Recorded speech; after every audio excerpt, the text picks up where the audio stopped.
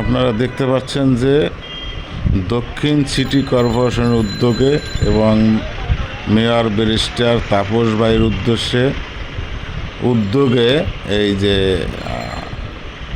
শরবত এবং বিতরণ করা হচ্ছে ঠান্ডা পানি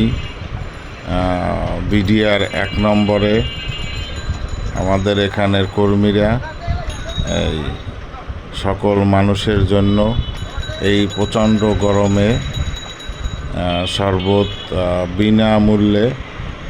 বিতরণ করছে। এখানে সকাল হইতে বিকেল 4টা পর্যন্ত আপনারা যা দেখতেই পাচ্ছেন, রিক্সা ভ্যানওয়ালারা সবাই এবং পথ থেকে যারা হাঁটাচলা করে সবাই এখানে এই ঠান্ডা শরবত খাচ্ছে